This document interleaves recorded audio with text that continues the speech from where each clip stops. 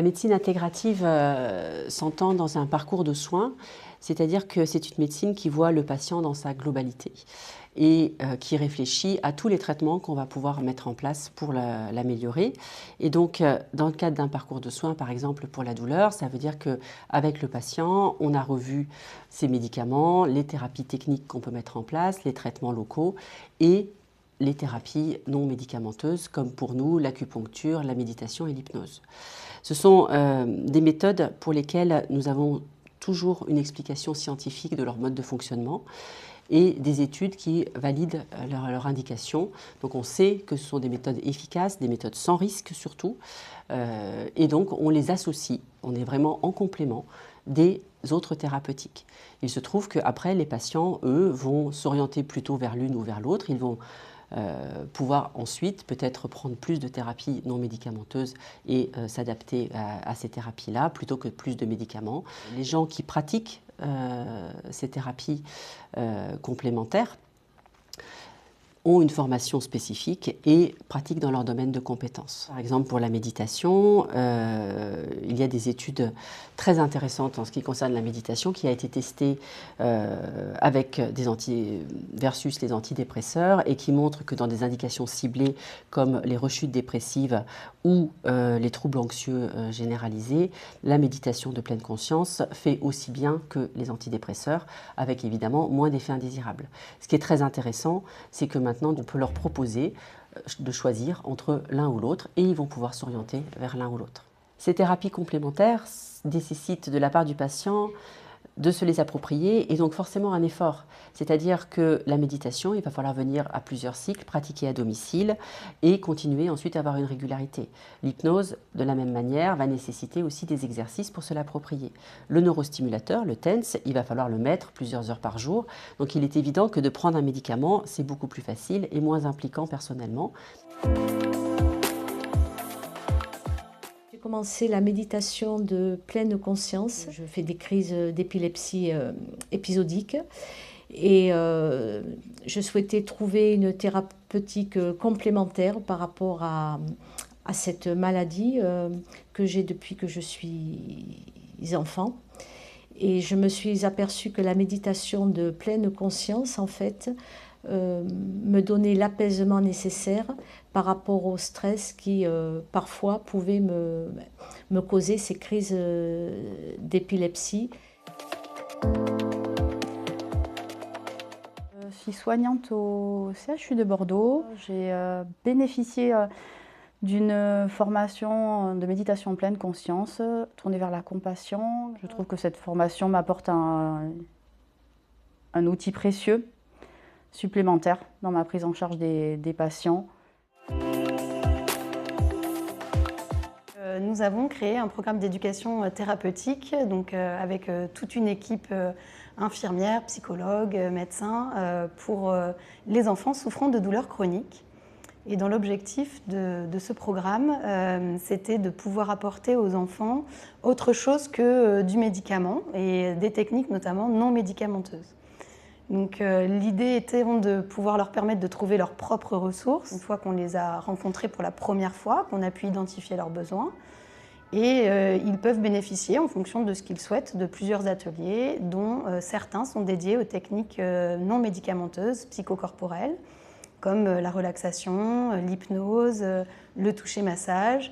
Ces techniques leur sont présentées et si certaines leur conviennent, ils peuvent soit approfondir au sein de la structure, notamment avec l'hypnose médicale, soit on leur remet des coordonnées de professionnels de santé formés avec des formations validées pour ces techniques d'accompagnement psychocorporel. C'est des outils qu'ils utilisaient assez facilement et qui parfois prenaient même le pas sur des médicaments qui permettaient de moins consommer et qui permettaient surtout de les rendre vraiment au centre de leur prise en charge et acteurs de leur prise en charge.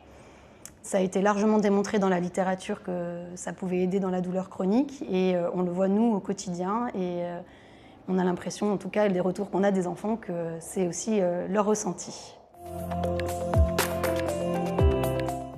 Moi, cet atelier, je trouve qu'il m'a apporté une meilleure compréhension peut-être des différentes composantes de la douleur, notamment sur ce qui est mémoire et émotion. Donc ça me permet peut-être de mieux accompagner mon enfant sur le fait qu'il faut aussi pouvoir distraire de la douleur et pas forcément poser trop de questions dessus. Donc la distraction du cerveau, je pense que c'est intéressant. Toutes les techniques non médicamenteuses, parce que là on est un peu dans une impasse médicamenteuse, elle en prend beaucoup et elle se raccroche un petit peu trop à ça. Donc on essaye de trouver des alternatives et puis ça fonctionne. Cet atelier, ça a été intéressant de rencontrer des parents qui sont un peu dans la même problématique que nous, avec un enfant qui a des douleurs chroniques. Et on ne connaît pas forcément ce que c'est quand on n'en a pas. On avance petit à petit dans la connaissance de la pathologie de mon fils, qui n'est pas évidente, puisque quand on n'est pas malade soi-même, chroniquement, on ne sait pas forcément comment gérer ces douleurs. Voilà. Donc, on à refaire dans un prochain atelier, avec d'autres perspectives, voir un peu les thérapeutiques hors médicaments qu'on peut mettre en place aussi, découvrir un petit peu un autre univers que le côté purement médical.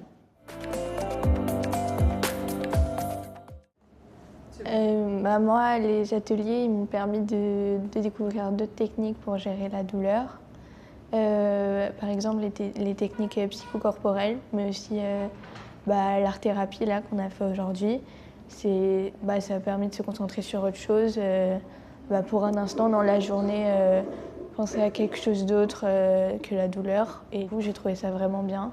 En plus, on pouvait s'inspirer de tout ce qu'on voulait, de ce qui nous faisait plaisir, donc c'était vraiment un moment agréable. Après, moi, ça m'apporte beaucoup de bien de faire ces ateliers parce que c'est pas facile du coup au quotidien avec mes douleurs. Notamment, j'ai fait une petite dépression et du coup, ça m'aide beaucoup les ateliers pour aller mieux. Au niveau de la prise de médicaments, ça m'aide quand je commence à avoir mal. Je fais d'abord les techniques qu'on a vues en atelier, que ce soit l'art-thérapie ou les techniques psychocorporelles. Et ça m'aide beaucoup, ça limite un peu la prise de médicaments et j'essaye de me réduire le plus possible. Alors, l'acupuncture, c'est bien une médecine chinoise plurimillénaire, tout depuis environ le milieu du XXe siècle, est une vraie discipline thérapeutique fondée sur des preuves scientifiques.